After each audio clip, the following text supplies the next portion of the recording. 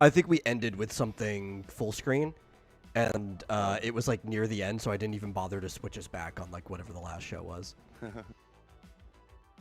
But yeah, we're here. Let me make sure that the event is also running in the Discord. I think I forgot to do that because we were eating.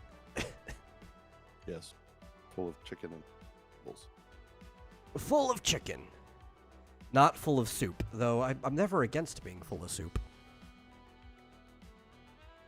If you're familiar with the meme of being full of soup.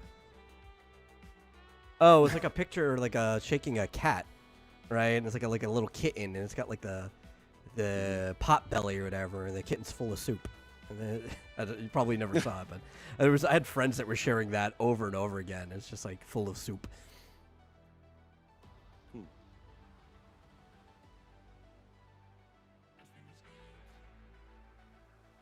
Oh, it's full of soup, and there's a cat. Yeah. It's full of soup. No, there's lots of cats. I don't understand. Okay, well, I'd have to go to know your meme to understand. I don't think you have to understand it. The cat's just full of soup. But why? Just did that with a cat and an arrow, said full of soup, and then just... Maybe, I don't know. There might be an origin further than that, but I never needed to know more than the fact that it's funny because the cat's full of soup. Need to know. Hey, Fizzjo. So anyway, yeah, we're live. You can look at that while I'm doing the intro if you want. But welcome to Game Central Junction, everyone. As always, I'm your host, Matel, and joining me is my co-host, Marsupial Gamer. We got a lot to talk about today. We shouldn't run out of anything to talk about because I've got many tabs pulled up just in case we run short on any individual topic. So share us out, like, follow, whatever you got to do wherever you're at. And if you happen to really enjoy the show, at any time you can give a donation to streamlabs.com/vomitoriumlive. Really helps us out, and we'll get into things. How are you doing? Did you figure out why the cat's full of soup? There is no... Yeah, as I'm sure you were hoping, there is no explanation. Excellent. That's how I want it to stay. At least not. Yeah, it's not as far as Know Your Meme. I mean, yeah. I guess it's one of the pure memes where there is no reference to anything else. Yeah. It's just somebody made something There's funny. No deeper meaning. Yeah. Yeah. My favorite. Just somebody just put out an image. Apparently, it's very recent. I'd never even heard of this. I guess the more popular one has just a kitty cat with a kind of a big belly with an arrow saying "full of soup." Came out in February 2022. Mm-hmm. I'm like, how did I miss that? I mean, that sounds about right, though. That was about the time that I think I saw my friends starting to spam that in Discord chats and stuff. Yeah, never saw that. But apparently there was an earlier one in August 2021 covered, but it's entirely possible it's coincidental. Yeah. Doesn't mean that the more popular one got it from that, but somebody found it earlier. I mean, it's a funny concept, Similar you know. meme. It's like something that you'd probably see in an old cartoon or whatever. It's just saying a pudgy belly and saying that it's full of soup. It's funny. And then, of course, you know, it morphs, changes. Cats with arrows that say full of salami, and there's a shirt. And then there's the last thing on Know Your Meme is a cat with an arrow that says full of 71 pounds of... Well, you know, that's the sign of being a good meme, is that people take it and use it for a bunch of other things. Mm-hmm. Well, okay. So apparently that is a mashup of the full of soup meme and another cat meme that says he ate 71 pounds of sand and died. That's funny, but also sad at the same time. I know. But it's like I mean, if you ate that much sand, you would just die. So, like, you know, it makes sense. Yeah. What's funny is the Vomitorium actually used to have a segment on its midweek mini-sodes where former host Noctinix would do a meme watch and he would just like review a meme that was going on. We only ever, I think, sometimes we would do it live on the show, but for the mini segments, I think we only ended up doing 3 of them ever before he just stopped doing it. He's like, whatever, I'll just only talk about them on the show if I want to talk about them. But I liked them. The mini-sodes were cool. I think that format would be good to come back for shorts. I should probably do mini-sodes as shorts. Yeah. But he did the, what was it? The Trash Pigeon was one of the ones that he ended up reviewing. Okay. And he also reviewed the Catch Me Outside meme. That was back when we were first doing the show, was back when like Catch Me Outside and Trash Pigeon were active memes. Trash Panda meme? No. Oh, okay. Trash Panda is just a raccoon. Yeah. I remember Trash. Well, wait, it says Trash Dove. Or Trash Dove, whatever it's called. A dove is a pigeon, and I'm probably just getting it confused, but oh, okay. Yeah. They're probably a pigeon is a trash dove. That's probably just like that. There was another name for a pigeon. Yeah. And it was the one with like the wobbly head. Yeah, I remember that one. Finally, oh, here it is. I kept looking for a link to know your meme. Oh, page. Yeah. Anyway. Joshua Hughes is here. He says, just a few minutes ago, I finally looked up the meaning of the hue laugh meme. I don't know if it has much of a meaning. I know that's how like people in Brazil laugh. If you're ever playing like a game, especially like League of Legends with somebody from BR before they had their own server, they all just played up on NA. That's how they would laugh. They would go hue, and people would slap that on Mordekaiser because all Brazilians just play Mordekaiser. So that's all I know about it, but there apparently it is an onomatopoeic expression of hearty laughter in Portuguese. Yeah, okay. Yeah. So similar to ha ha ha. Yeah. That's I experienced it firsthand. I don't need the origin because I was playing League of Legends back then. It seems to be a reference to a specific viral video of an old man laughing. I think I've probably seen that video too. I think I know which one you're talking about. Yeah, in the War Bunnies forums, apparently. But you don't even need it to be a reference. If you're like literally playing with anybody who speaks Portuguese, like from Brazil, that is how they will type their laugh in chat, because that's how they write the onomatopoeia for laughing.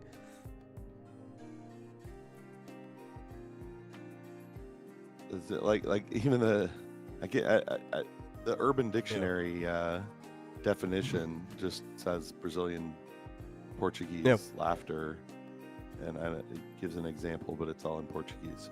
And we'd all complain in chat too, like BR, just to refer to like there's a Brazilian in the room. Because the problem isn't that the players were Brazilian, it's the fact that they were playing from Brazil, so they had like 800 ping and being awful at the game. Yeah. And we at first we actually did think just all Brazilians were awful at League of Legends for some reason. Like it was just something about their culture made them bad at it. And then they opened up the Brazilian server and we're like, okay, well, Brazilians are awful. Let's just go smurf down to the Brazilian server. And then we were hit with 800 ping and like, now we know why the Brazilians always played awful. It's not because they're bad at the game. They've just been dealing with 800 plus ping this entire time. Yeah. Apparently the official meme is, well, Urban Dictionary has it as hue. Yeah. But Know Your Meme says hua hue. Yeah. H-U. I can see that. And apparently in Korean, it's kick. Yeah, a lot of different cultures have different onomatopoeias for the laugh, and their laugh is even kind of different because it comes out to like how you breathe out, right? But how a laugh is going to sound is also going to be like how you've conditioned your like mouth and throat to make that sounds based on the language that you speak, right?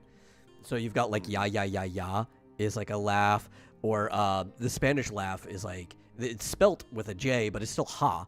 But it's got like a very hefty ha to it, because that's just the way the language kind of conditions you to make sounds. Mm-hmm. Although, that's interesting. The link, so there's a link under KKK or whatever you pronounce it, that takes you to Zerg Rush in StarCraft. I guess that's what people. Well, that's what you would least type if you were Korean doing people it. would say. Yeah, because who is the number one country at playing StarCraft? In South Korea.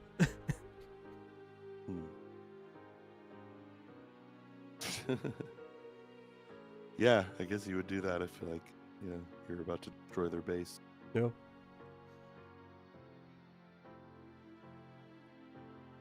Oh well. Anyway, at least we got into talking about a game for a brief time. Just a little bit. A game that, like, I treat like an ex-girlfriend almost, but that I never want to go back to. Really? Man, I love it. Oh, no, sorry.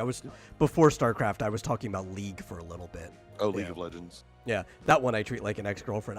I played League for like 12 years, and I'm never going back to it. Of course, I wouldn't go back to StarCraft either, unless like StarCraft 3 was more like StarCraft 1. I know a lot of people like 2. I think mechanically the battles in 2 are fine, like actually playing it. It's just the way that they handled all of StarCraft 2 I hated. What did you hate about it? No, the way the live service and the leaderboards and everything was handled. Yeah. But what did you think of the single player game? No, I said like actually playing the game was good. Yeah. That's the thing. It's like the arcade was good I too. only ever like played... if they bring back StarCraft 3, it needs to have the StarCraft arcade where you could do like custom game modes and stuff like that. Like that was also good. Similar like the custom game modes in Warcraft 3. Mm-hmm. I just never cared about any of that or played any of that. Just play the single player campaign from beginning to end. Sometimes several times. Because I have played all of StarCraft 2 beginning to end. Yeah. And 1. Well, that's another like Diablo 1 and 2. I just like the single player campaign from the first StarCraft more. Of course, they expanded on it more too, honestly. I found the expansion to be a bit, well, I guess ultimately too difficult. I had a lot of trouble beating it. It just, like, unfairly difficult near the end, especially. Like, the campaign 2, the ending was very, very hard, too. Yeah. But I was able to beat it after, in a couple of tries. Just had to be fast. But I felt like, I don't know, maybe if I played it again now, I could beat it. I don't know if I beat it. I assume I did. I remember it being just punishingly totally difficult. Just in like normal difficulty. Yeah, that's it for you. If you wanted an easier game, you go play Warcraft. I played StarCraft 2. I want an easier game. I don't know. I never actually played Warcraft 1 from beginning to end. I played several stages. Yeah. But it's just so difficult to enjoy because it's so slow. Your units move ridiculously slowly. Mm-hmm. Yeah, and you didn't play it first, did you?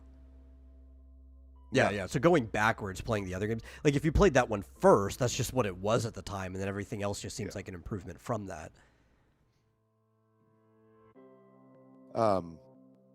Yeah, I started with Warcraft 2. Yeah. And Beyond, was it called Beyond the Dark Portal? Was that the add-on? Something like that. I don't remember the exact expansion. Name. Yeah. Loved that. Played it a ridiculous amount of times all the way through the end. And Warcraft 3. Warcraft 3 is the most replayable of all the games, honestly. Yeah, and it's the ending of the single-player campaign, the very end. Yeah. Which that had an expansion too, right? Yeah. Well, I mean, one of the most classic because it came back around was Frozen Throne, which is what kind of sets up Wrath of the Lich King later on. Yeah. Now I can't remember. I don't remember if I beat Frozen Throne. I love Frozen Thing Throne. on my face. But I remember the end of the main Warcraft 3 basically had, who was it? Tichondrius or one of the demon lords climbing the world tree, Yeah. and he destroyed it. Like, you can't stop him. And I guess in Frozen Throne, I don't remember that one very much. I'm pretty sure I played it all. Yeah. Well, I mean, obviously the main antagonist was the Lich King, the previous incarnation of it. Yeah. But you don't beat him in that. You beat his Going into that, forces. do you? That's what happens. Like, you kind of push him back into rest or whatever at the end. But okay. So he kind of goes into a coma or whatever. yeah. Goes into hiding, You get rid of him. and then That's all that matters. yeah, right. But you don't actually defeat him until Wrath of the Lich King. There's also been 3 different Lich Kings in Warcraft history. That goes digging Yeah. into the lore a lot. Obviously, Yeah, the we one need everyone to- thinks of is Arthas. But he basically, there was one before him, right? That he had to kill to Mhm. become the Lich King. And then there's one after him? No, I think there was one before that too. Oh, And I think he was the last Lich King. Pretty Oh, sure. okay. It's been a long Yeah. time since I've looked into this stuff. Like, I remember there being Yeah. 3. I might be a little muddied on the order, but I feel like there was another one. Like, didn't think maybe. maybe there was a 4th one. didn't- I only couldn't remember 3 of follow- them. Well, I couldn't follow all of the story, but I know there was something about a jailer or something, and then I think maybe who was that banshee sort of undead? Didn't he kill an elf princess or something? I don't remember. And Yeah, long. eventually, I probably remember this less than you do, to be honest. yeah. Well, he does. Like in Warcraft 3, he basically turns the sort of the leader of the elves, or I don't know if she's the leader, but one of the leader of the elf forces, into a undead banshee. He kills her, and then I think eventually she ends up becoming the Lich King, or the jailer. I don't know what the Yeah. jailer is. I don't have to go back and replay it. I was going to, but after every bad thing I heard about Reforged, it made me not want to play it. And I was struggling to make my old copy that I still have, just on a hard drive, compatible with Windows 10. Like, I'm sure there's things I could do. I just was being very lazy at the time. Yeah. So no, she didn't become the Lich King. But I will say, by the way, I've been Yeah. playing a little bit here and there of Warcraft 3 Reforged version 2, and it seems great Yeah. to me. I don't really remember what was bad about the first release. I guess the graphics and animations weren't that great. Yeah, there's a think they lot of finally different corrected things. It also would, like, bork on people a lot, and yeah. I'm sure they've fixed almost everything by now. Yeah, of course, what, a year later, and kind Yeah. of a little too late. But I've enjoyed it, and I got the Warcraft 1 and 2, which both have new graphics and everything. But I will say I tried to play more I played more Warcraft 1 in this remastered version than I ever had before. Yeah. It's still kind of excruciating. Well, one of the reasons slow. I would want my my old copy to just like make it compatible again is because it has like hundreds of custom games on there, and I mean I love the main campaign, but most of my time playing that game was probably in custom game modes, like the original Defense of the Ancients all the way through Dota All Stars, before Dota 2 was even a thing, or before League of Legends was even a thing, or Life as a Peasant, Skibby's Tower Defense. Like, there's all kinds of like these custom games that you could just spend hours and hours and hours playing. I have a bunch of them downloaded, Yeah. and it's like I can't play them because one of the big things that would turn Well- off a lot of people is that Reforged didn't even have a custom game mode. Oh yeah. I don't know if they added that back or not, but you can play the old one on DOSBox. Oh, I haven't even thought about that. Yeah. And the new one came with a version of the original can play in Windows. Okay. So they kind of fixed that, but I don't know if you can like import your custom games. Yeah, and that's stuff the into that problem. or not. Maybe you can. I don't know. Like, it shouldn't be But, hard to make it compatible, because last time I was running it, I think I ran it on a Windows 7 computer, and it was fine. Technically it's an XP game, right? So there's all kinds of issues with making XP games run. Warcraft 3, that was Windows XP. Warcraft 2? No, 3. Oh, 3. Oh, sorry. I was thinking 2. Yeah, no, you can't play. Well, 3 should work. Yeah, I know, but it's just The original compatibility issues. I have to do some modifications or something like that. Because it didn't Okay. start I up guess the I last haven't time I tried it. tried. Yeah. I guess I haven't tried it since probably Windows 7. Yeah. Oh, yeah, it worked perfectly fine last time I ran it on Windows 7. Worked fine on Vista. It's just, there's been quite some time since the XP, so sometimes you gotta move some levers around and stuff to get things compatible with it.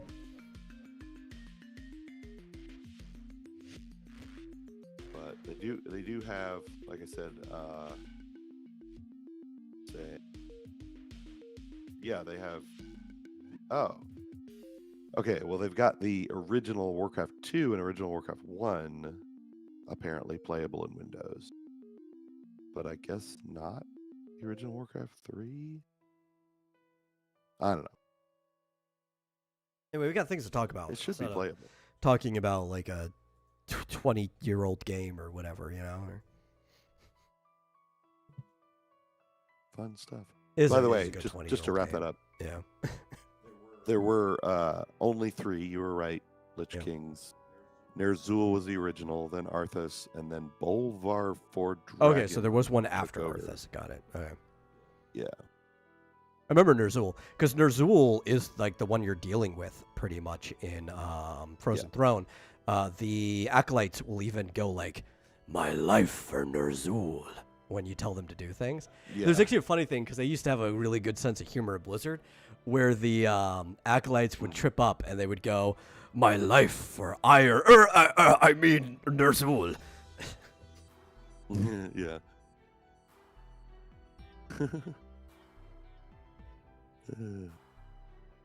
Yeah. I used to play Undead a lot. My youth pastor would get mad at me for playing Undead. Just because we would go to his house and everybody would play against each other, and he'd be like, "You're playing Undead in my house?" And I'm like, yes, I am. It was just that kind of guy. He was like, you could play anything, you just can't play Undead. He didn't like people playing villains in Super Smash Brothers either, which didn't stop me. I didn't listen to those rules. I'd rather get the earful than care. Yeah, it's like, I mean, video game. Yeah, I know. It's like,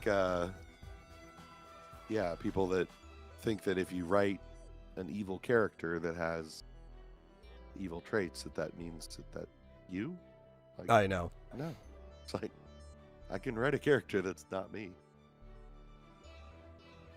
Well, maybe I can't, but people can. Writers can.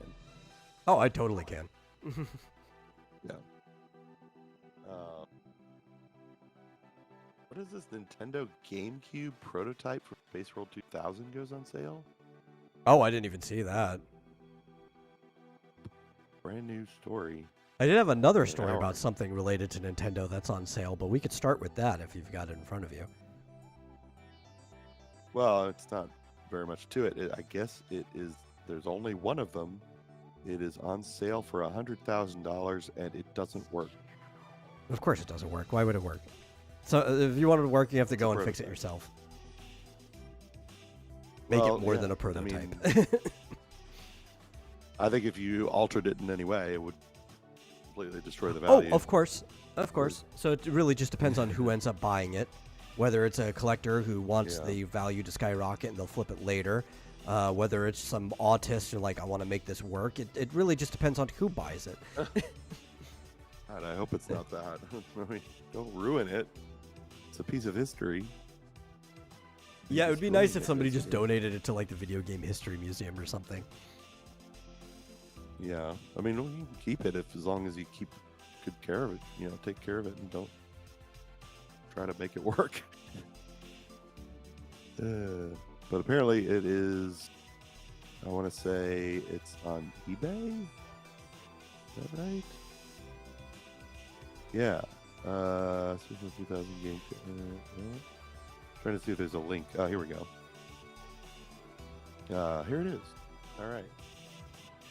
Nintendo GameCube prototype Space World 2000 console announcement model. So I guess it's one of the ones girls were holding up like that. I miss Booth Babes. It says $100,000 or best offer. Now, when they say or best offer, they mean if it's over 100,000, right? I don't know. If it's up for bid, then yeah, right. Like then people will start bidding, and it'll, whatever at the end of the bidding time, the auction, that's whatever the best offers is goes to it. Yeah, but it seems like it's unclear. Buy it now. Oh, make an offer. Okay. Boy, eBay looks. Because I'm probably not logged in. Yeah, I guess that's the starting bid, though. So good luck. Mm-hmm. Good luck out there. Well, a lot of times you can actually make a starting bid that's a lot lower than the buy now.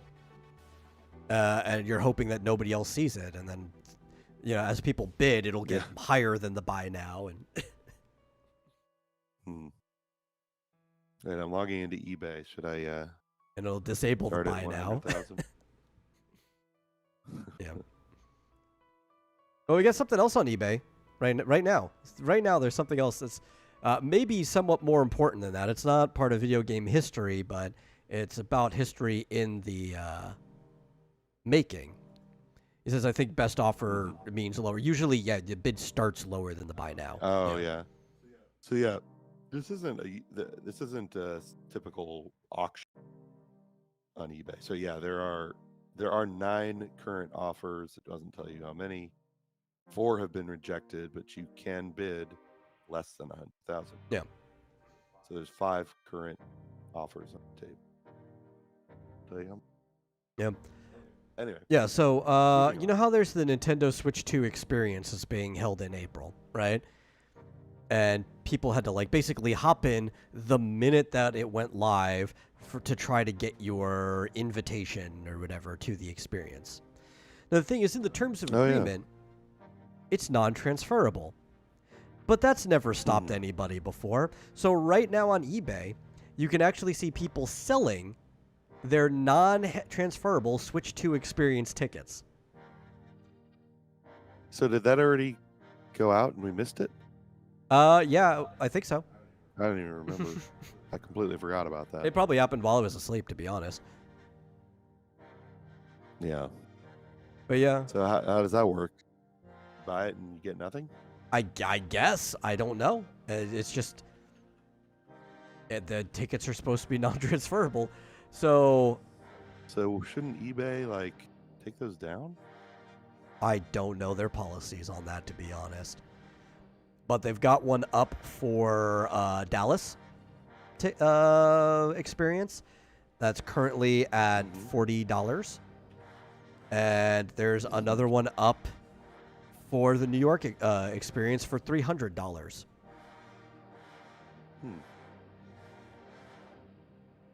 I can't even find them. Maybe they're down by now. Yeah. This was put up yesterday, this story, so they could have been taken down by the time that we got to it. I'm guessing. Yeah, it's like, did people like buy several? Or no, they were free, right?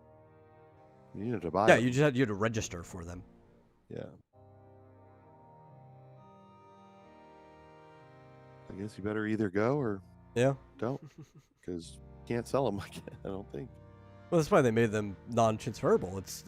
It was supposed to stop scalpers, more or less, which is exactly what these people are trying to do. We've been having a problem in every part of the tech industry right? For the last almost 8 years now. Really start 5 years ago when COVID's were like really picked up, right?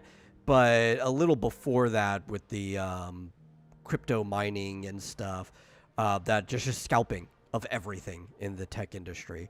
And we've just gotten this outside of tech industry too. Trading cards have had a scalping problem since around that time. It's just people like, I want to get into the market. I want to buy something low. I want to turn something that was a less scarce material or resource into a more scarce resource, and then I want to sell it for a lot of money. It's like modern day robber barons. But like, what idiots buy this stuff that is not like a necessity at all, and just pay way too much for it? Yeah, instead of waiting. Like, I can understand slightly. I still think it's stupid, but I can understand slightly in some circumstances, like during COVID, when the PlayStation was rare and they just did not have enough units. If you really wanted one, getting one from a scalper was the only way you were going to get one, right? Sure, that's a little understandable. Still stupid. I mean, like, dude, just wait. Wait, the thing doesn't even have a library yet. You probably still have a PS4. Just wait, a year, and then you'll eventually get one, which is what most people ended up doing anyway. But there's that FOMO, there's that I need it now mentality, and a lot of people abused that. Yeah. I think the only system that I got on day one ever was the Wii. And I got it the old-fashioned way. I stood in line at 5 a.m. or whatever. So we got our Switch on day one, or my mom's Switch on day one, but we pre-ordered that. So we just went up and we gave them the receipt and we got our Switch, so we didn't have to worry about it. Yeah. I don't know. Maybe I did that with other systems. I don't think I did. Even the Switch. Well, maybe I did get the Switch. I don't know. We've always liked pre-orders since it's been an option, because before that, for consoles, we did layaway, right? And pre-ordering a console is just like a modern-day version of doing a layaway. We could put a little bit of money on it over time, and just it's paid off by the time the console comes out. Yeah. But yeah. They were also, this actually, I remember pissing me off, was Amiibos, which was something that wasn't supposed to be scarce, right? There should have been enough Amiibos for the general consumer to buy it, but people were just like buying way too many Amiibos and scalping them off, and you had to go to a Walmart in the middle of Utah or something if you wanted to get Amiibo at base price when they first came out. Yeah. Apparently, the same thing's happening with Pokemon cards even to this day. Well, it's been happening more than since ever. around that time. Magic the Gathering has been facing that issue too. So they ship a bunch, just random card decks, and people rush in and just buy every single one. Yeah. Well, remember that machine that we saw at the Safeway, the Pokemon machine? That's one of their solutions to the problem. Because like, if you wanted to get everything in that machine, it would take forever to do that, and it's a deterrent, You basically buy one at a time. Yeah, well, that's why I thought, like, I guess it was Asmongold showed a bunch of videos of people rushing in and buying Pokemon cards, and like some stores would like limit you to 5 and some would limit you to 10, and it's like, yeah, well, the ones that obviously got plagued were the big stores, multiple departments like Walmart or Target or whatever. You go to an actual card shop or like a comic shop or whatever, and they will do like lotteries for purchasing, or they'll definitely limit. Like, we're not going to let you buy out the whole shop. What are you, crazy? Yeah. But that's also, have you ever been to a comic shop? One. All the cards are behind the counter. Yeah. I've seen it. I don't get it. Like, is it really that popular? I don't. Oh yeah. Can't you order them online? To a degree, yeah, you can. Yeah. They're still in limited quantity online. Like, If I don't know if Nintendo sells them directly or if you can get them from the Pokemon store, but like Amazon has a limited quality of the stock or quantity of the stock that they have in. So it's like once 10,000 of them have been purchased or whatever, that's all there is. Yes. Pokemon Scarlet and Violet Surging Sparks Booster Pack. But even like I know a lot of the online stores will be sold out. You know, like you'll go there and sometimes it'll just be like, sorry, this pack is sold out.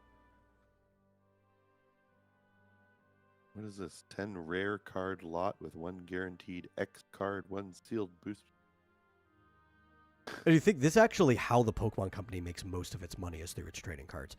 Like if you were to divide up every single aspect, maybe it's media. It's close. It's either the Pokemon cards or media itself. But I believe last I checked, it hasn't swung back around. Merchandise, which trading cards fall under, was the bulk of everything that the Pokemon Company made. It was merchandise, then it was media, then it was games. And of their merchandise, you have clothing and apparel and all that stuff too, but it's the trading cards. Yeah. I don't fully understand the trading card game because, like, got a card, how do you evolve them? Stuff. Oh, because you have a different card, change. right? So you have to. The way the game plays is you put the card down first, and you have to play a basic Pokemon at the very beginning. Whenever you put it down, you put Pokemon in your bench too, which is like having the party, the Pokemon that are left in your Pokeballs, and when you draw the evolution of the Pokemon on that turn, you can put it down. You can evolve it. You can either evolve the one that's on the field, or you can evolve like a Pokemon in your bench. But you evolve it in so battle. You have to evolve them as you play. Yeah, unlike the game where you evolve them outside of battle because you have to level your cards up. Yeah. You have to evolve them in the middle of play.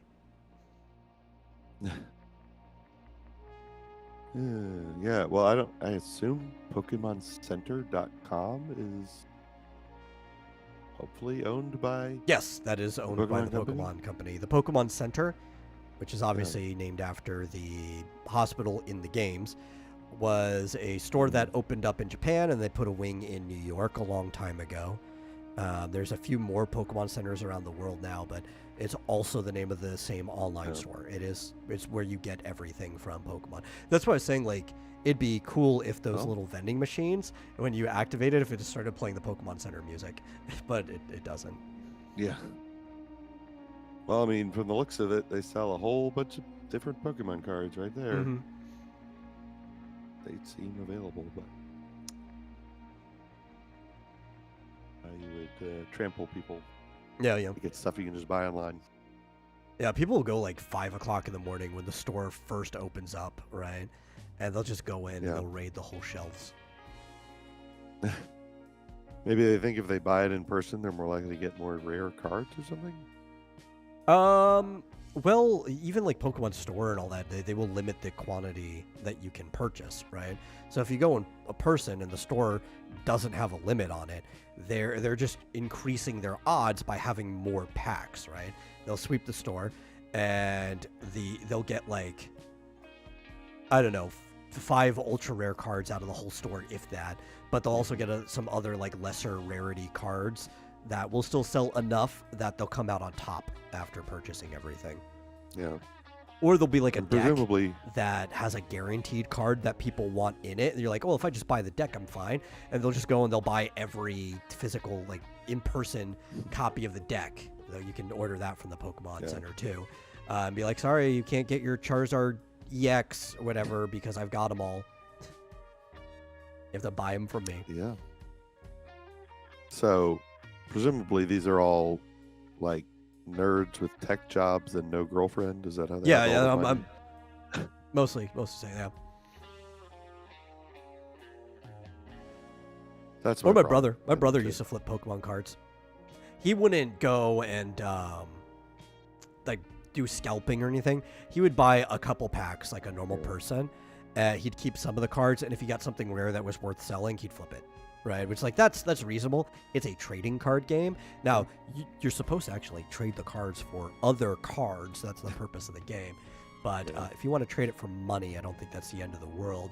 It's just when you do this like underhanded shit, that's when it becomes awful. Yeah.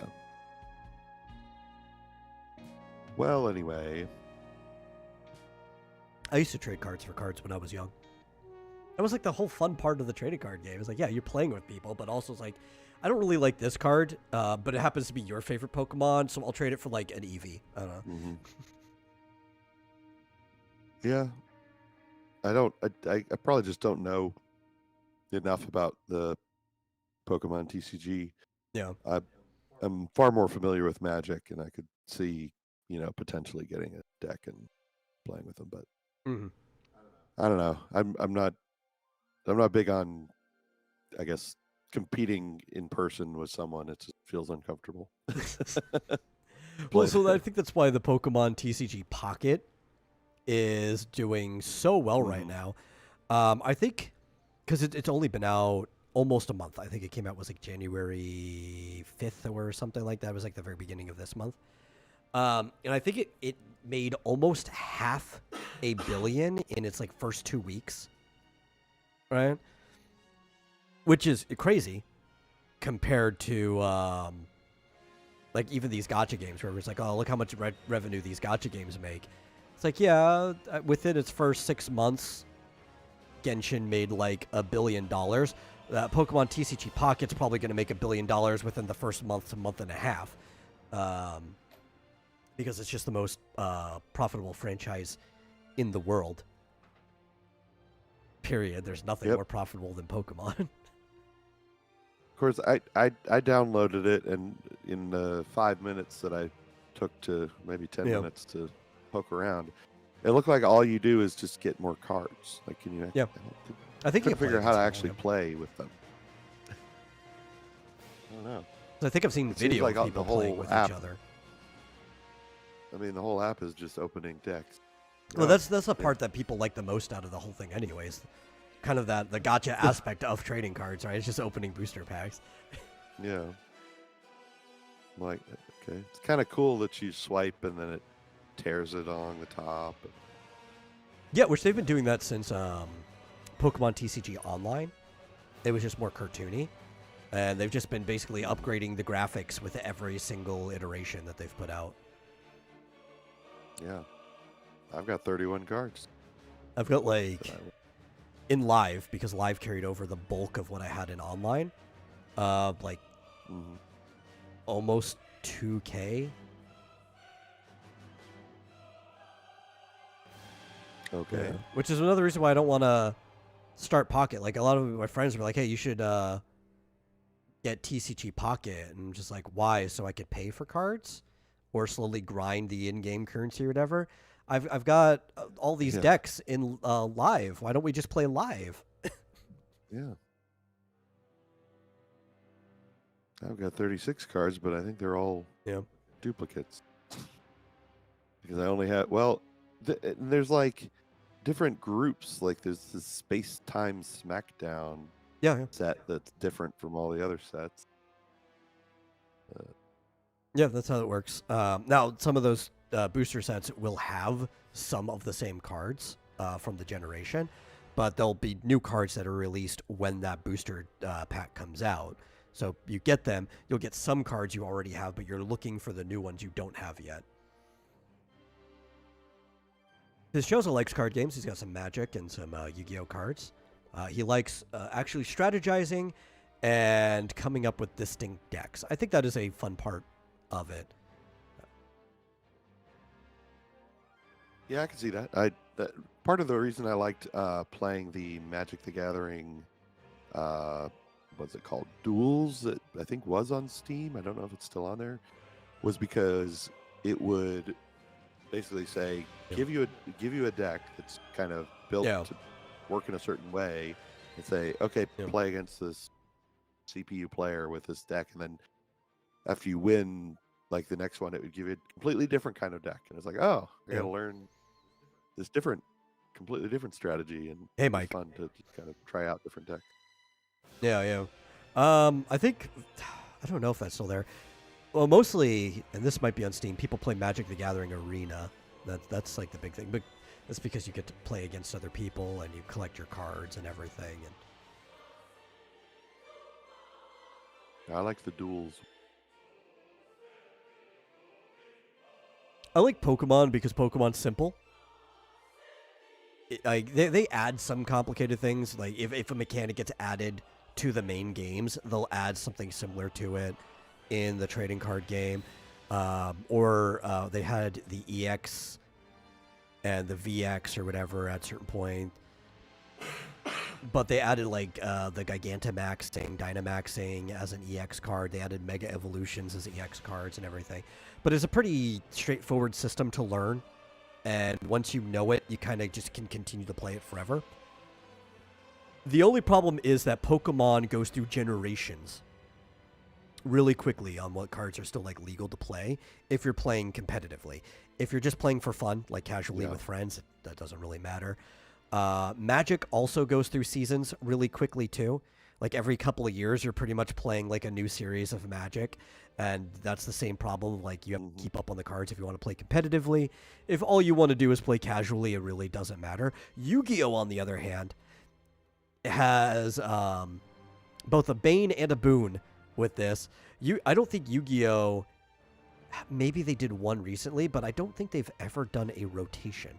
If I recall, outside of specific bans, every generation of Yu-Gi-Oh is still legal. If you have a card from Gen 1, you can still just play a card for Gen 1 competitively. The issue with that, though, is that every mechanic that has ever been introduced into Yu-Gi-Oh is still a legal mechanic that you have to deal with, and there's just so many stupid mechanics that power creep each other. Yu-Gi-Oh, has ridiculous power creep, as Fitzjoseph brings up. I was about to say that, too. Where it's like, at one point you had to learn what pendulum summoning was, but now you did... if that bothered you and you're like, I don't know how to deal with this, that's like 5 moons ago. You don't even have to deal with that because somebody else is doing some type of one-turn game ender on you. It's stupid. It's fun, but like you have to play with a custom rule set if you want to be more casual about Yu-Gi-Oh. Well, I can confirm that Magic Duels, I don't know if it's still on Steam or not. Like, I can go to the store page, and I've got it downloaded already, so I can play it, but they removed support from it, whatever that means, 6 years ago. 5 years ago. And I think they removed certain online aspects to it, and then basically unlock the whole thing, so you can play with any pack. It's all meaningless, but might have to play that through again. Story mode. I like story mode, everything. Give me a story. Yeah. I used to really, really like Yu-Gi-Oh! Last time I tried to play it, though, was, I think, junior year of high school, which at that was a long time ago now, but at that point, Yu-Gi-Oh! Was already kind of old because I'd been playing it since, like, early middle school. And I didn't have my own deck. Like, I gave all my Yu-Gi-Oh! Cards to my brother maybe 2 or 3 years before that. And I had a friend who he really liked Yu-Gi-Oh! He always wanted to play it, and he had multiple decks of his own. He's like, just play with me. I'll let you use one of my decks, which was a mistake. I got stomped. And part of it, too, is, like, it's not even just about the mechanics, but it's also about, like, Magic, Pokemon, all of the same problem. Any trading card game, you need to know how to pilot your deck. Like, you need to know the cards that are in it, how they interact with each other, because you're going to have some type of win condition to the way your deck is built. So anytime you just play some foreign deck that you don't know is just like a recipe for disaster.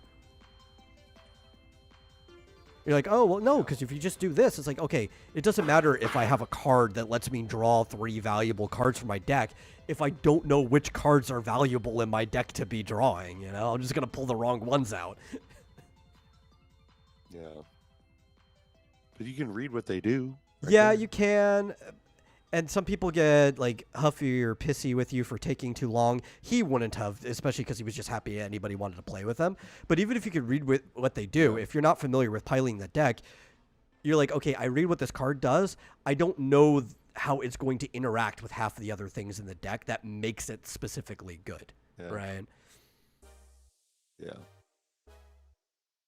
Well, that's why I like to Magic Duels. Yeah, Because it lets you play with like yeah. there's like 10 different decks types, and it would keep adding new and different kind of things that interacted with other things so to each type as you played through the story mode. And similar to that, that's one of the things I like about online and live, is because they have starter decks and they've got 2 different competitive modes.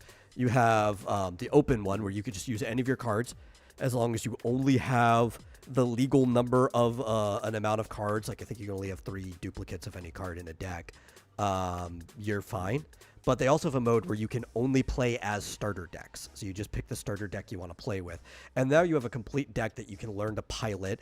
And you also know that the person you're playing against isn't playing an overly busted deck. They're also playing just a complete deck. Because it's a problem, like, the idea of duels is cool, but what if, like, my buddy, his name was Jeremy, I'll just throw his name out there, what if he gave me, like, a starter deck, which would be great, it's an easy deck to learn right there on the spot, but then he was using his broken deck on the other side, right? Like, he thought he was being fair by giving me an equally broken deck, but those decks are the harder ones to pilot. Like, I'm having to learn so much on the spot right here, as opposed to, like, a starter deck that just has all the basic mechanics and, everything synergizes with each other, and...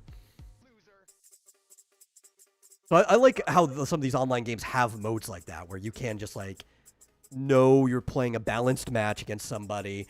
Their deck might rock, paper, scissors your deck, but you know the match is still fair otherwise. Like, you could still edge out and win that situation.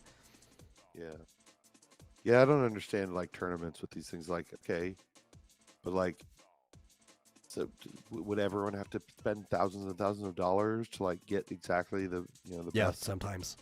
A lot of trading card game tournaments is literally pay to win. You do not win by coming in with, like, a pre-built starter deck or anything. You're probably not going to win if you just have, like, a low budget, unless you're, like, extremely lucky, right?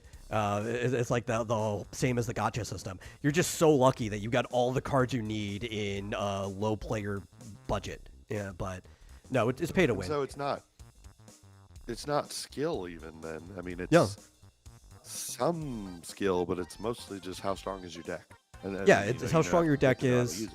There's it's all preparation, right? It's going in with a win condition. So there's strategy to it, but the strategy was I mathed out my deck before I even had the cards, and then I spent all the money on the cards that I want. And now I have the strong deck that I need to use. You still have to pilot the deck. There's also going to be levels of random luck, too. But then if you get certain draw cards, you can mitigate random luck. And it's just like, can I meet my win condition before my opponent meets their win condition? Which, again, you go and, like Fishosa says, you buy the cards individually online. Like, for my deck, this is the card I'm missing that pulls it all together. I'm probably going to have to spend like $200 on this card. Yeah. That's why I like the online games better, right? Especially, they'll even be tournaments where it'll be like, this is a pre-made deck-only tournament, right? And you're like, cool. I know nobody's got bullshit. It's decks everybody has access to. You just go in, and there's the skill of piloting the deck, right? Yeah.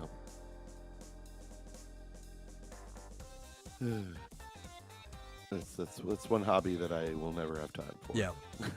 It's such an expensive... I think the only hobby that gets as close to being expensive is miniatures and, like, figurines and, like, building stuff. Just because they're so expensive right out that you're spending as much money on, like, one figure as somebody spends trying to get half their deck, you know? Yeah.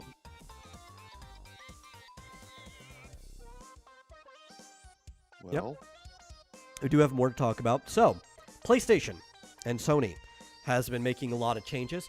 PlayStation, or actually just Sony Interactive Entertainment, has a new CEO, which, shocker, is actually a Japanese man. It's been a while. You'd expect a company that was originally a Japanese company to be ran by a Japanese person. Yeah. Yeah. But yeah, it's been a lot of changes. We don't know what direction is really going, but in these changes, they're changing how, like, PSN is going to function, which is interesting. They're taking away, or at least they're not focusing on PS4 games for the free PSN game anymore, the PS Plus games. There might still be some games, but if they are, they're very likely to be those that are on both PS4 and PS5.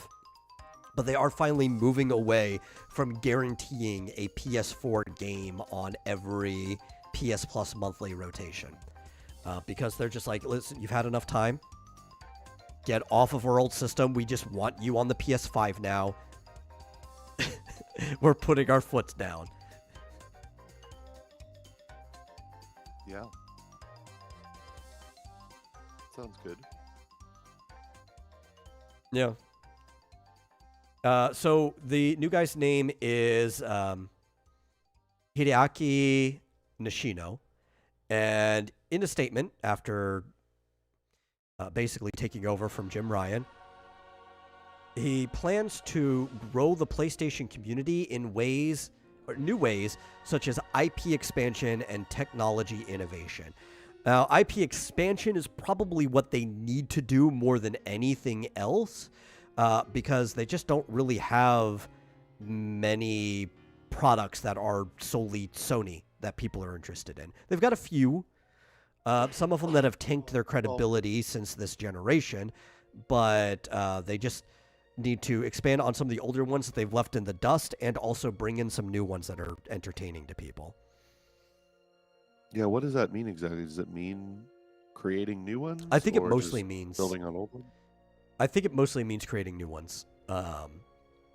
It's hard to tell with the language that's used, but I do think it's mostly, or even just purchasing new ones from the ground up. Like with Helldivers 2, the original Helldivers wasn't like a Sony thing, I think, but like they funded and helped build up too. So Helldivers is kind of a Sony IP now. Yeah. They might be doing that with a bunch of other things. I think it was what they were trying to do with that one awful game that we try to forget the budget that they threw like $1 billion into.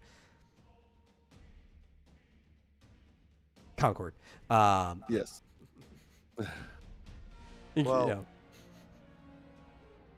that statement seems so generic. I know. We're going to make our system faster, like we always have, and we're going to make new games.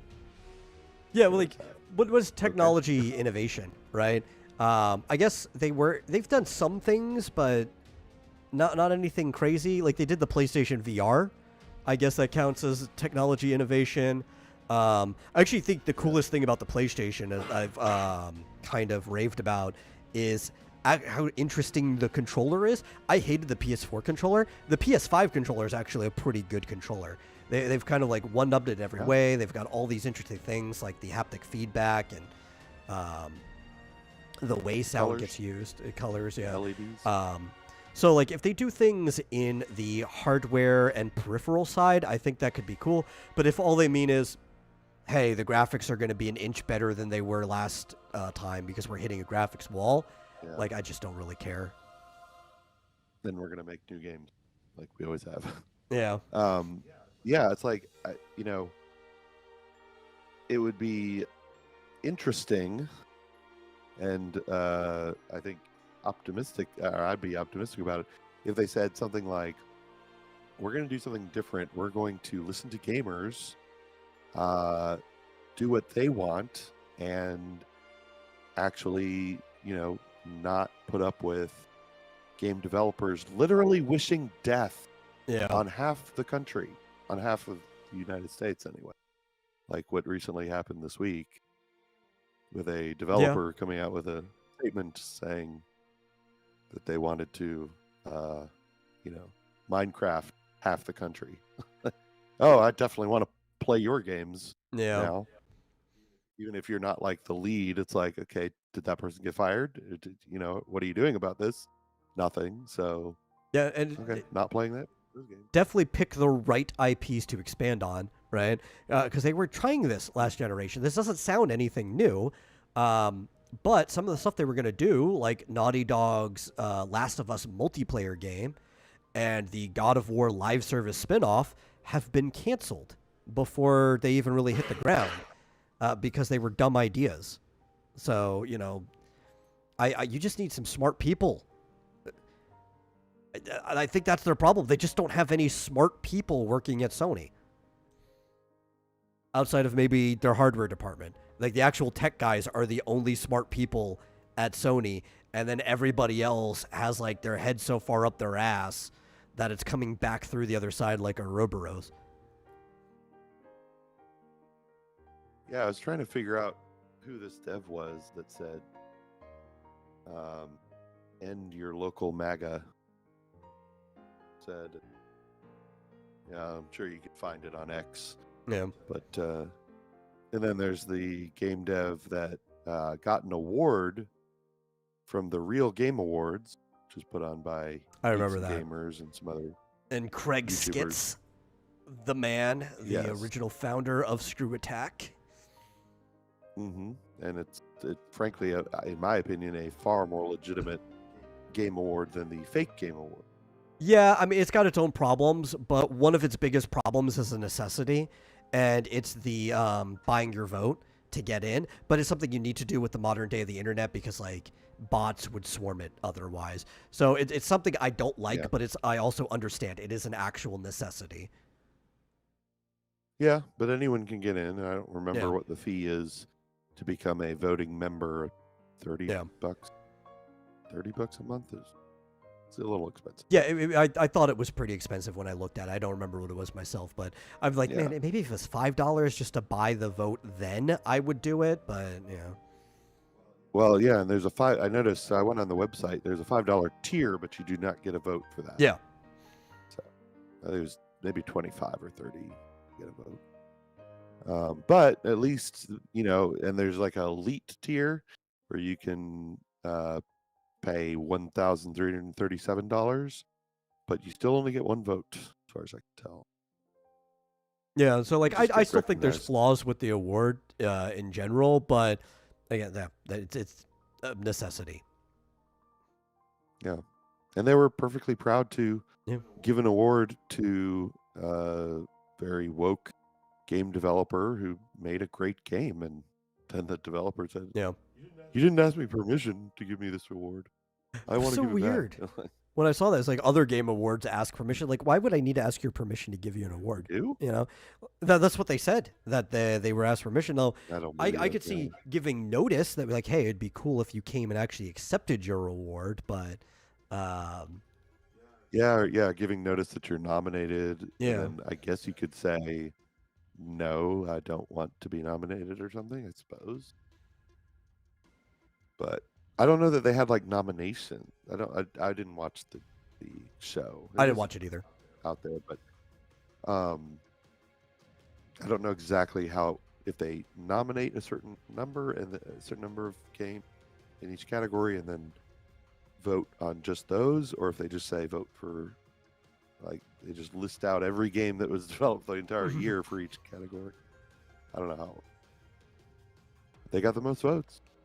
Yeah. Congratulations, whoever that was. Some racing. That's on itch.io. Not even, I think it's free. I don't know. Must have been an indie. I think it was an indie racing category. But speaking of Sony and hardware innovations, or I think this is more software innovation. What is it? There is a rumor. Well, actually, these damn articles are so freaking old, and I didn't notice until just now. This is from June.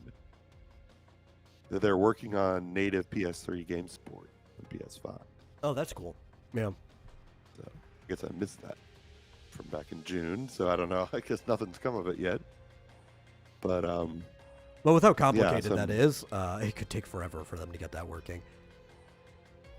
yeah, although I feel like there is an emulator out there. You'd think they could reach out to the developers of the emulator or something.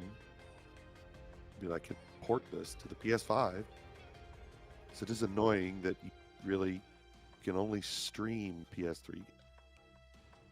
Yeah, that's actually probably running physically somewhere on a PS3. Yeah. Yeah. And I haven't tried it recently, but I doubt it's much better than the last time I did. Virtually I can only unplayable if imagine it's just sitting like a on- warehouse that has like 10,000 PS3s lined up. It's like, where did you even get all these PS3s? Don't worry about it. Each one's just like hooked up into a server so that they can stream it to somebody else. And do they just? I guess they just have like digital copies of the games, so that when you start streaming, it just boots up the right one on a I guess free- I have no clue. I really have no clue how it works. I wouldn't be surprised if there were no actual physical PS3s and the only games that you can play are all of them that they had PC versions of, and they're actually just running on a server. Like, yeah, you're just playing the PC version of the game. Yeah. I don't know. I don't know which It games. was- If they're Sony first party, they only have PlayStation versions back in the PS3 era. Well, like if you're Yeah, playing well, I the know, PS3 version of Final Fantasy 13, it's actually probably just the PC version running on a server somewhere. Maybe, yeah. All I remember is playing like Kingdom Hearts stuff, and it was just like it's unplayable. Yeah. Terrible. Because you click, you know. Oh yeah, but tap the those jump Kingdom button. Hearts stuff all have PC versions, so they're probably just running on a server. Yeah. I don't know how to tell, but Oh, it'd still be funny is awful. this Like, you have to article- deal with latency, you know? Like, even if it's running on a server. I mean, yeah, well, that's what I was saying. Is that you know you tap the jump button and you know a second later you might jump if you're lucky. yeah. And not very good for combat.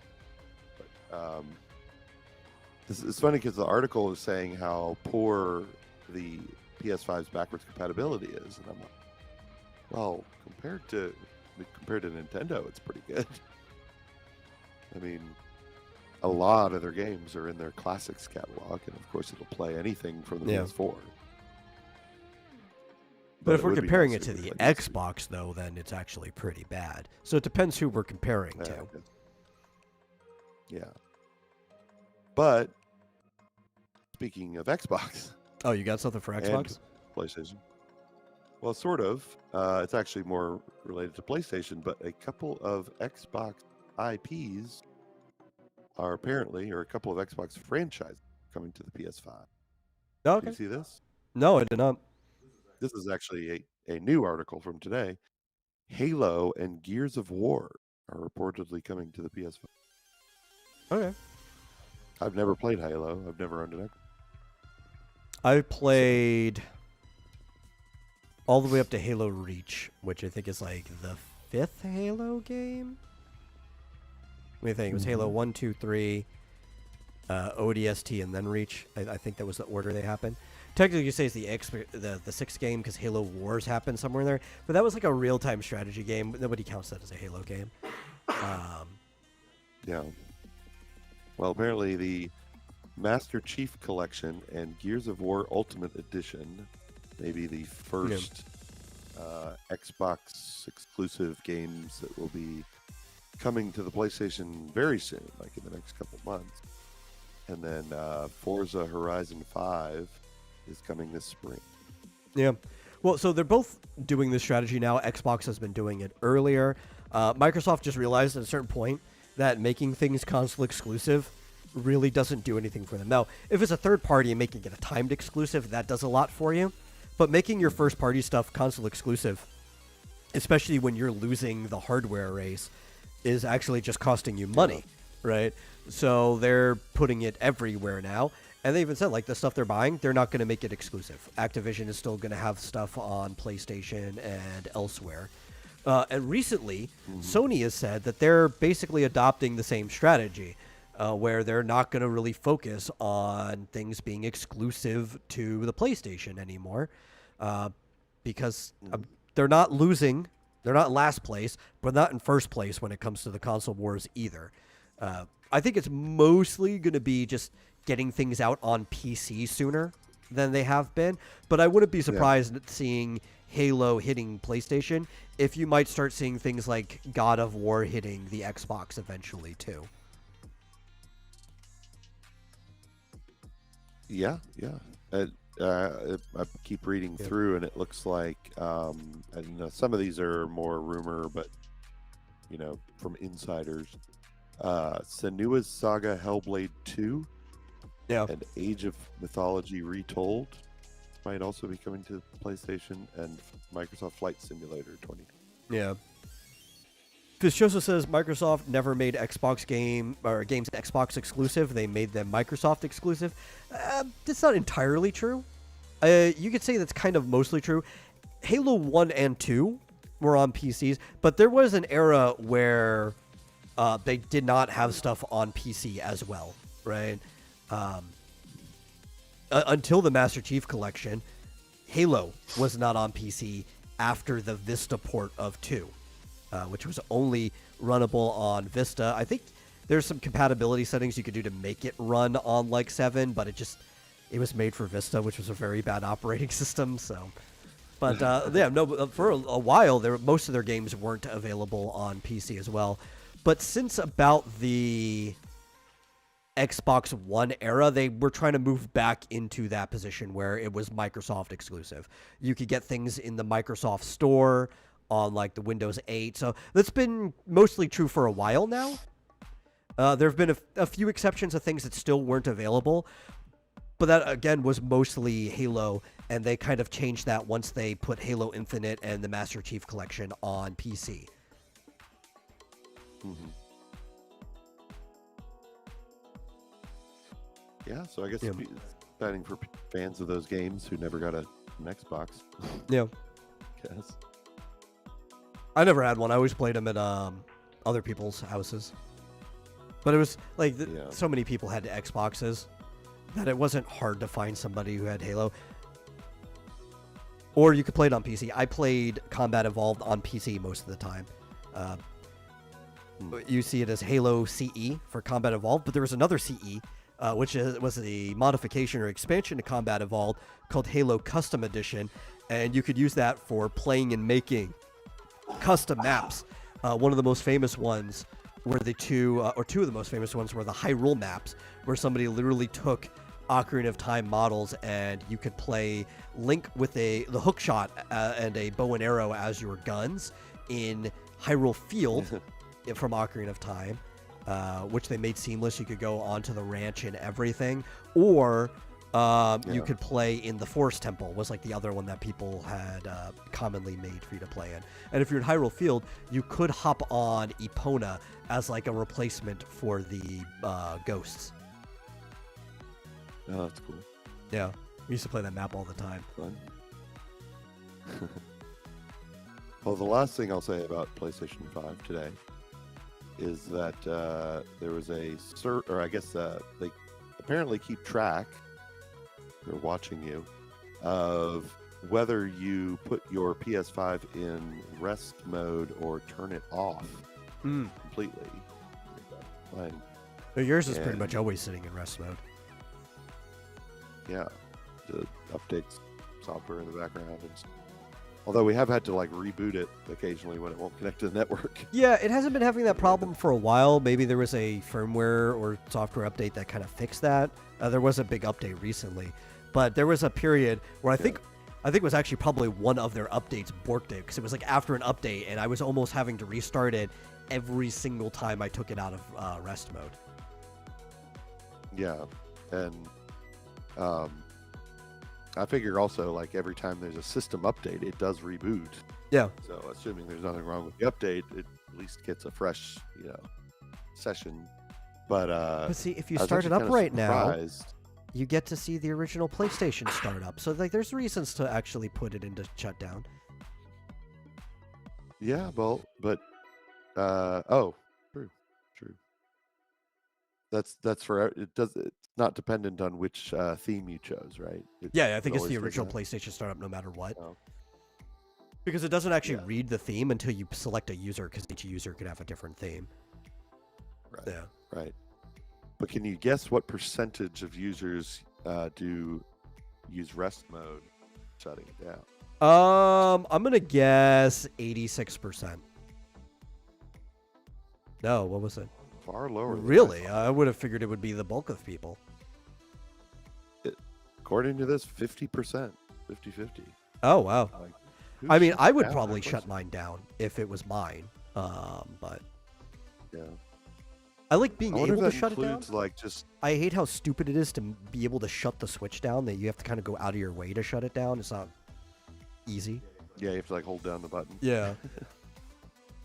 But I wonder if that includes like people who play very occasionally. And they just Like leave it off. It must be, yeah, it must be including like, okay, what we saw this PS5 connect to the network once, and now it's gone, so we assume they Yeah. must have shut it down. Yeah. What if Like, what if? they're playing offline, or what if they like travel, so they unplug their PlayStation and they have to bring it with them or whatever? Yeah. Unless they're actually like recording logs on the PlayStation, and then every time it connects to the internet, I'm which sure I they imagine are has to recording once in logs. a while. Yeah.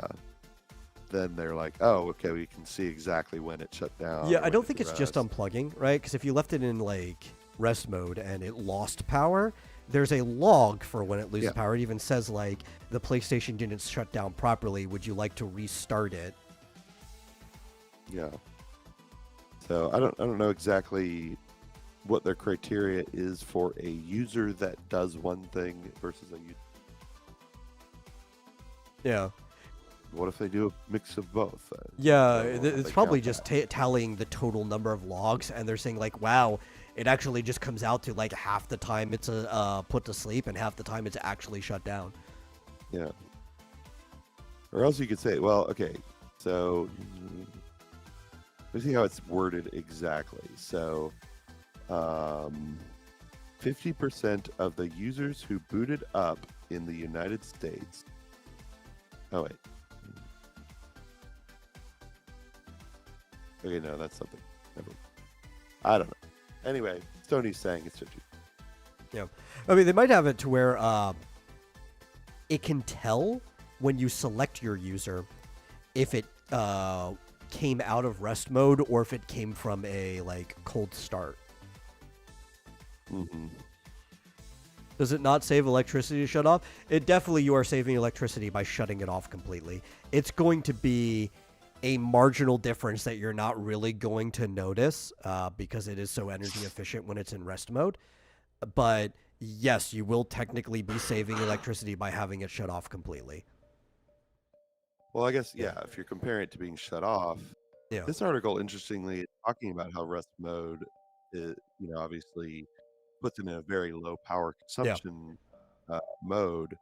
And it seems like they're more comparing it to people who would just like leave it on, but not in rest mode. I'm sure there's Leaving people it do that on. too, right? Like it communicates with smart TVs. So like since you have a smart TV, Yeah, if you were to turn the TV off, it would automatically go into rest mode anyway. That's like the setting in the PlayStation. it does. But if somebody doesn't have a smart TV and they just like leave their PlayStation on and turn the TV off, then it's just running perpetually. Yeah. Yeah. It seems to me what they're saying is Yeah. only 50% of the users use rest mode at all. Like have it turned Yeah. on so it can go into rest.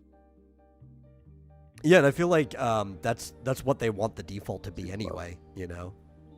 Yeah. I'm surprised. Is that not the default? I don't. Anyway.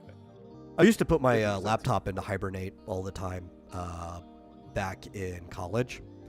And then I stopped doing that. I just did full shutdowns because I realized that I was dealing with cache issues by not ever doing like a hard restart or shutdown.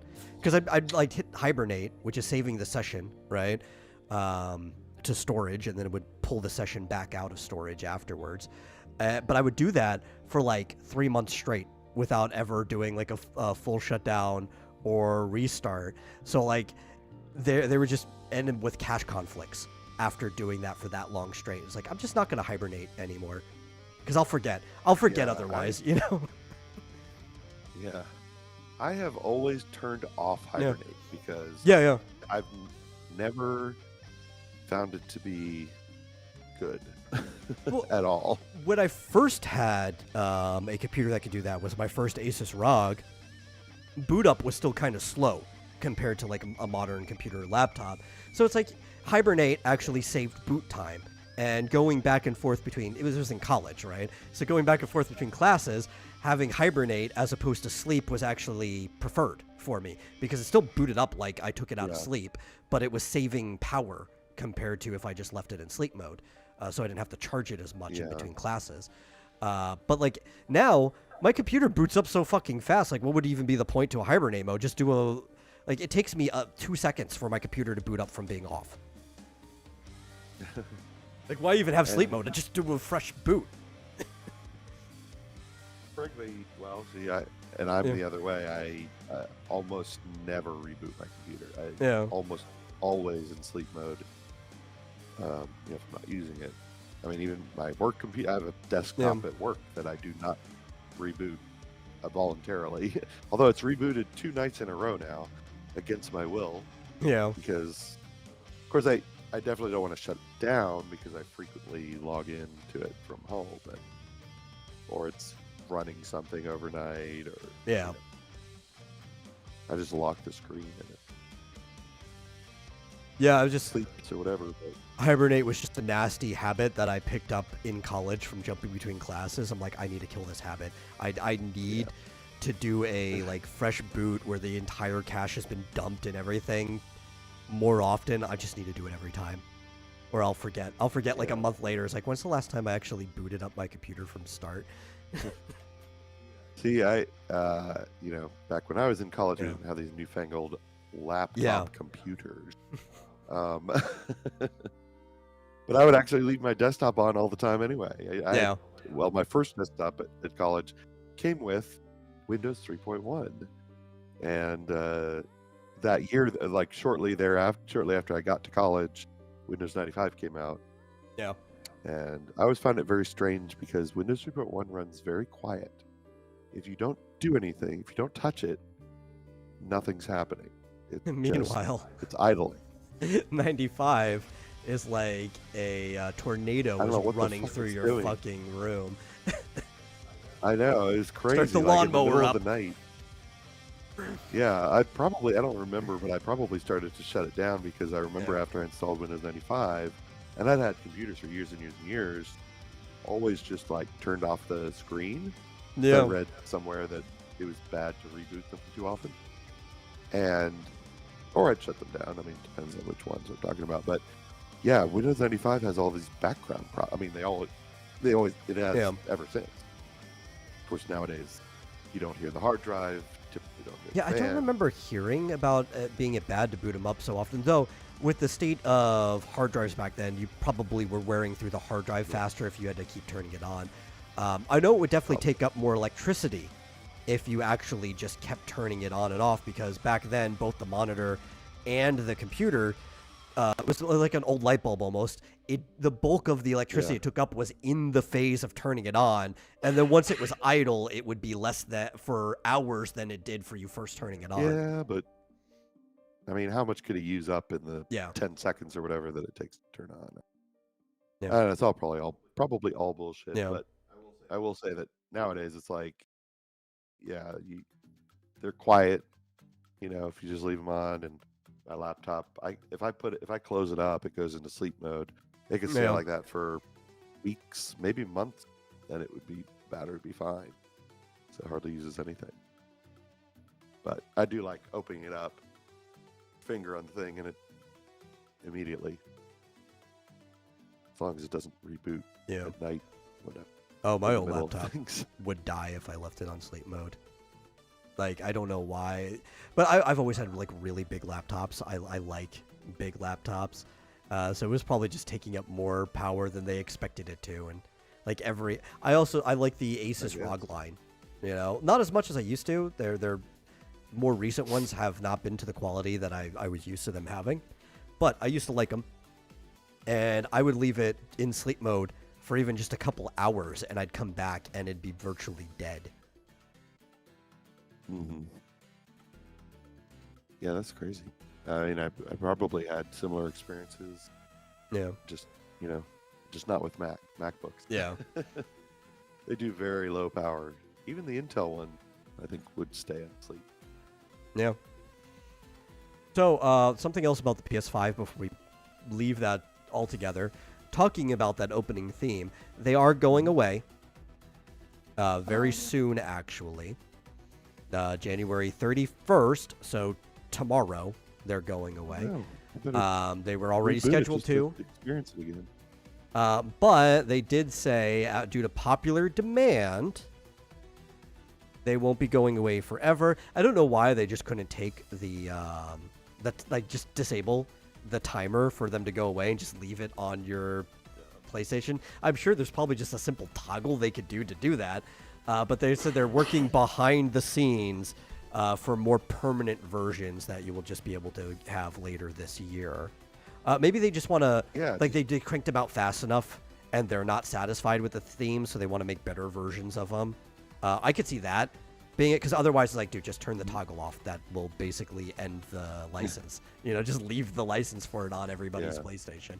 Well, like, just have a toggle that, like, in the system settings. Yeah. I assume that's what they're going to do. Give you several options of, boot up screen. Yeah. Well, I mean, right now they do have the option of no theme, right, in there if you just don't want to deal with one of the 30th anniversary themes. So, I mean, that just leaving it the way it is, but not having them go away, would still just not change anything. Oh, those are going away? Yeah, all of the themes. Oh, I thought you meant the boot up thing. Well, I think the boot up's part of it. Okay. Yeah. Well, yeah, but boot up is like you said, it's per device. Yeah. Not per user. But so the thing is, it's a still be able to package. select. Right, so it's going away when the package that has the themes go away. So they're going to permanently work on it, which they might be adding that toggle too for the boot up as part of the permanent package later on. I don't know. They'll probably just want to make the whole thing more fleshed out, and that's probably why it's going away, and they'll be bringing it back later. But they also said that these are pretty much the only themes you're ever going to get. Don't expect any themes outside of the 30th anniversary. They're not like how the PS4 and the PS3 had a ton of themes for the system. They care more about that new hub that was made. So you can make your own theme by putting your own background there. And then anytime you hover a game, the game has its own theme that pops up. They're not going to be doing any of these other like HUD themes. It's just going to be permanently the PS1, 2, 3, and 4 options, or you can turn it off for how the PS5 normally looks. Yeah, I guess so. I've just, I see where they tweeted that. They have no plans to create additional fee. What I'm worried about is, are they going to start charging? Are they going to be like, oh yeah, you can have these back, just $5 each? I don't know. I really don't. Fish has a question. He says, why is every game a hero shooter now when none of them sell? So the thing is, it's because it's not that none of them sell.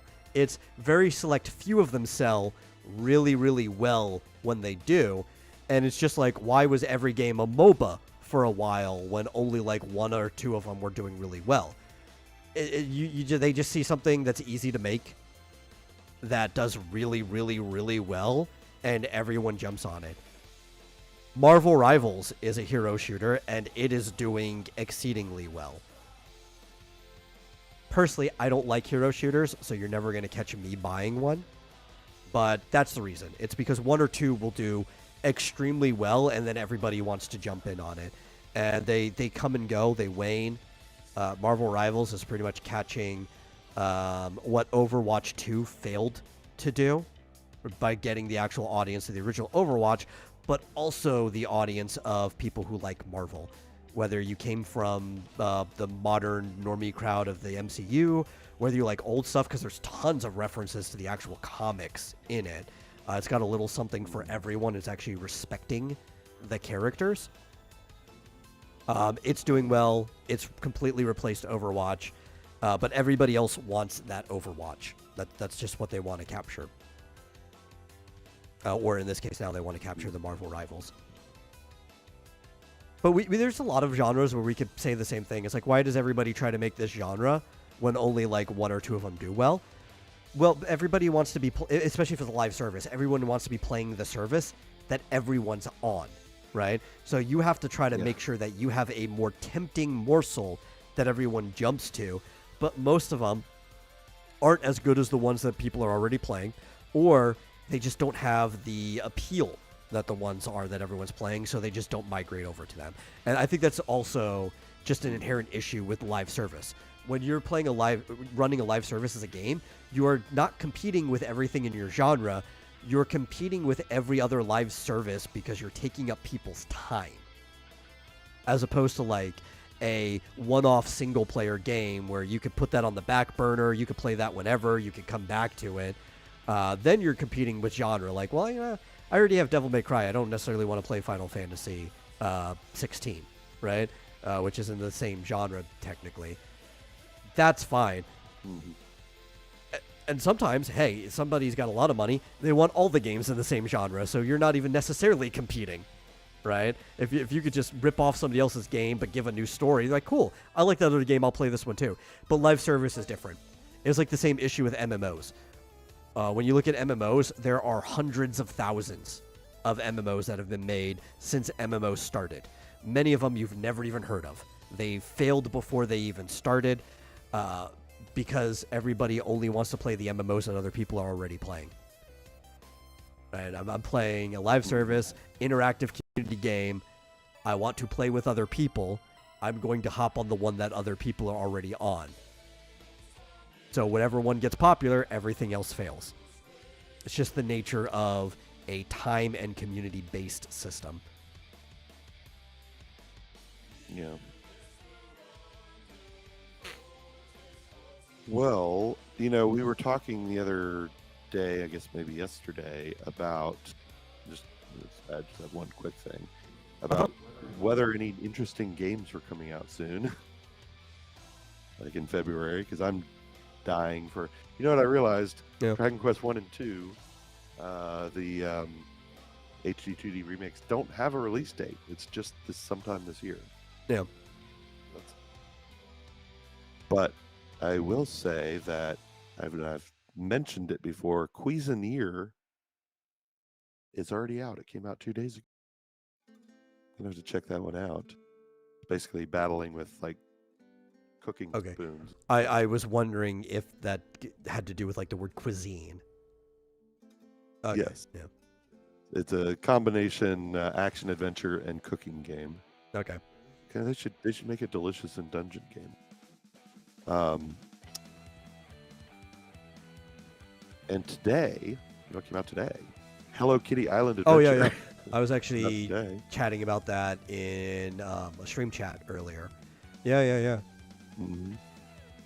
And Butters can finally play it. Yes, Butters. Much better than World of Warcraft. In 2 weeks, Civilization 7 by that company that I couldn't remember the name of for access. Yeah. Civilization 7 on the Switch. That's going to be interesting. Yeah, so there's actually another cool game that is old as dirt, actually, at this point, but it's getting an official release for the first time ever, which is kind of like, how can a game that's nearly like a decade and a half old or more, actually, so I think it's almost 2 decades old now, have an official release for the first time? Well, it was a game that was like one of those indie donationware games that was released on the internet and in French, so most people only played a fan translation of the game in the first place, called Off. I think I might have talked about Off on this program before, but it is getting an official release on Switch and PC later this year. That's also going to have new content for the first time since the game came out, added to it, and a physical copy for the first time ever. And it is kind of the game that inspired other games like Undertale and stuff to come out later on as far as indie RPGs go. Off uses the Final Fantasy ATB system in its battles, and you play as the batter who is trying to basically restore order to this very schizophrenic world, I think is the best way to describe it. What do you mean the batter? That's the name of the character. He's like a baseball player. He's dressed up like a baseball, like a New York Yankee. He's got like the pinstripe and everything. He's the batter. Okay. He fights with a baseball bat. Very good. Yeah. and it's a great game. I actually replayed it around this time last year when I had no internet. It was one of the games that I played just because I'm like, I've been meaning to replay off for a long time. It didn't take me very long to play it because a lot of the game is writing things down and solving the esoteric puzzles that are there that they don't make sense upon first look. Like, you have to talk to people and make sense of the Wonderland-like world it's in. So it took me like a couple days to beat it the first time that I ever played it. I sat down and beat it in one sitting this recent time because I already basically knew the answers to everything. But it's a fun game, especially for your first time, and it's cool that it's getting a physical edition for only $35 to get a Switch copy because it's an indie game. Only. Yeah. Well, for a printed game, right? Like, you'd expect it to be more than like $5 for a printed game. Yeah, but I mean, it is free also right now. Yeah, you can just get it for free if you want to play the original version. But like, if you actually want to own a physical version, you're not paying like the full retail game price. You're only paying $35 for it. Yeah. Okay. Yeah. It was like the same. I paid $40, I think, was the 3DS price at the time. Maybe it was $45. But Cave Story 3D, which at least you give the credit that they redid the whole game in 3D. I paid full retail price for that one on the 3DS. And I do like owning physical copies of these like kind of historic indie games. Yeah, I guess so. It kind of looks, I mean, other than some of the stranger aspects like the battling and stuff, it kind of reminds me of Mother 1.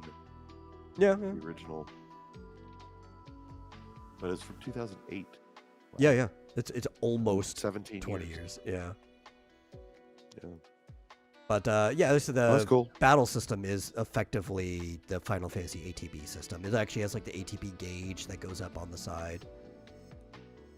Yeah. So I'm scared to ask, who is making they're not going through limited run games, are they? I don't think so. Because I think you could literally get this on store shelves. Like, Best Buy and Target are going to be carrying this. So you're not having to pre-order it. Oh, okay. I would still recommend pre-ordering it, but I don't think it's going to completely sell out if it's not. It's probably going to be ran in limited quantity because people aren't going to expect it to be a big seller. So it's still better to pre-order if you want it. But it'll be on store shelves. You can get it at Best Buy and Target. Huh. Yeah, it's on fangamer.com. It's interesting. I wonder, I mean, so they must have the publisher and all that stuff. Now, if you want to spend more money, for $80, you can get Off the Bad Human Edition, which comes with the physical copy, but it also comes with a lot of other really cool stuff. Like a bobblehead of the batter, some Zodiac cards that are themed to the game, a prequel comic that actually explains some things in the game. Actually comes with an instruction manual, as games should, reversible cover art, and a souvenir art card. So it's kind of similar, though I did get that one through limited run game, the Scott Pilgrim collection that I have.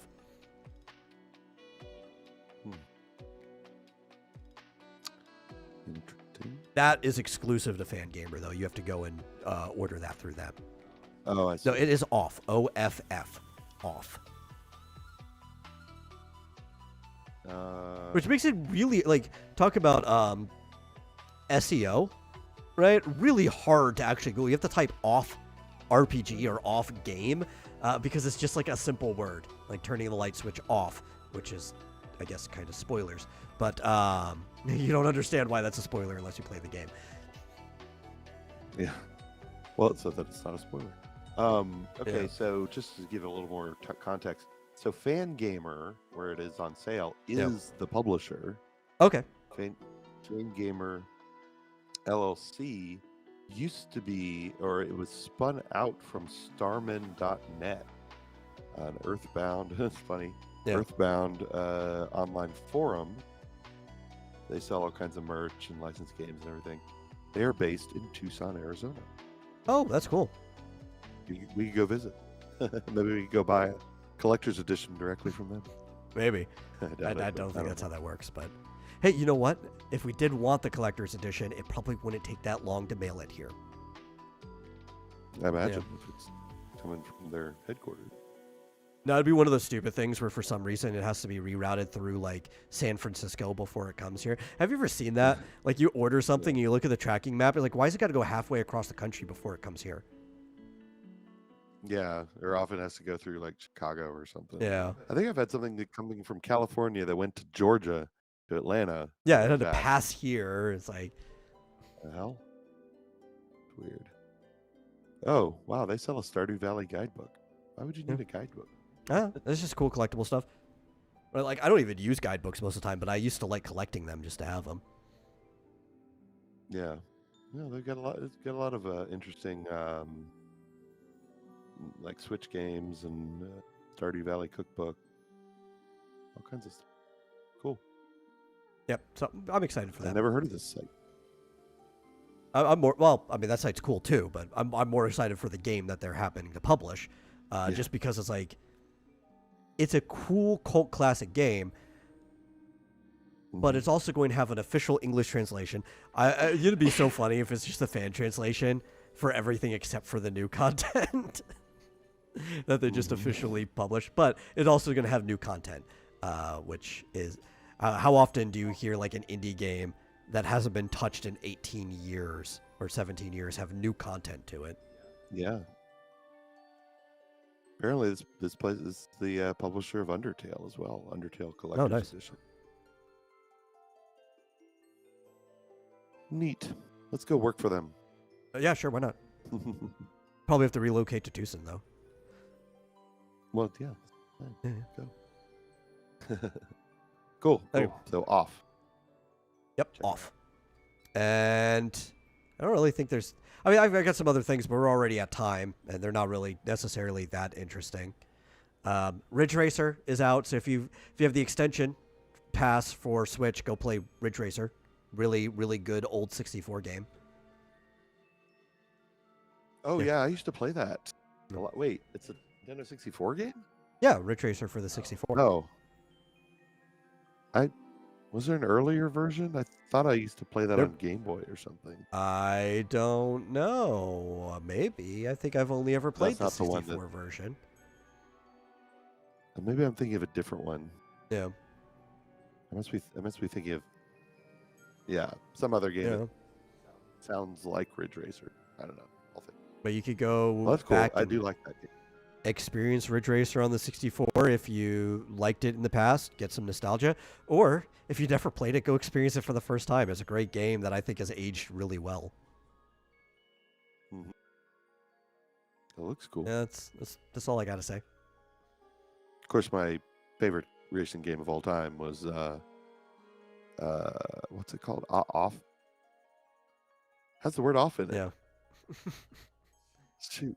Like off-road something or off-road or something? Yeah. Was it off-road?